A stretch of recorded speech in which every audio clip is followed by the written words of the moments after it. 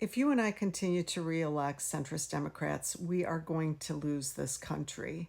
And I'm going to tell you why I believe that is the case. We are never going to get our country back to the way it was, which may not be a bad thing. But if we re-elect centrists, that's exactly what they are going to attempt to do because they have no vision on what to replace all of that with. And they're going to be ineffectual because half of America doesn't want to go back to the pro-lobbyist, pro-corporatist, consultation class, out of touch with the working class Democratic Party that has taken root and created the Democratic establishment over the last couple of decades. And Trump administration has put systems in place to prevent us from going back to that.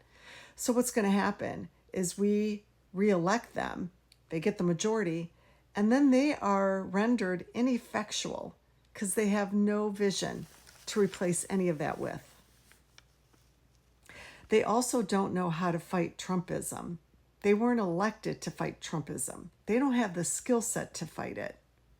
They're just now starting to play tit for tat, but they're still a step behind. They're not preemptive. They don't know how to get ahead of Republicans. And no amount of clicking their heels and screaming democracy is going to get us to win. When Republicans go low, we need Democrats to go just as low because we're fighting for this country. We're fighting against authoritarianism.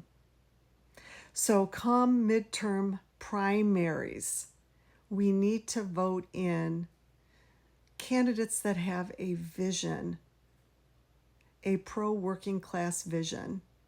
That'll be your progressive candidates. That'll be your democratic socialist candidates like Zohran Mamdani.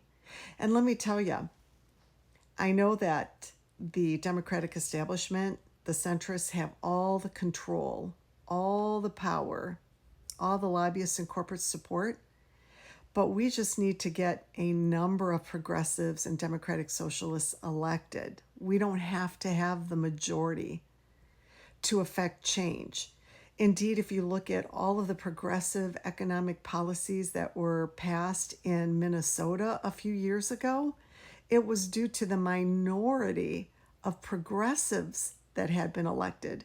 And the majority of Democratic centrists in Minnesota agreed to pass these progressive economic policies. Minnesota is one of the greatest places to live, no matter what MAGA says. We've got to do our job in midterms. We've got to stop voting by name recognition. I don't care if Hakeem Jeffries has all the money and is making you believe he's the safe bet to beat a Republican. He probably will beat a Republican, but he's going to lose it for us 2 years after that. And he's one of many examples that I'm talking about. Chuck Schumer, Adam Schiff, Nancy Pelosi, there's a shit ton of them. So yeah, if you want to know who, just take a look at who signed the Charlie Kirk Day of Remembrance bill as an example. Just watch how they're voting and you'll know who the centrists are. The AIPAC funded politicians, just pay attention to who they are.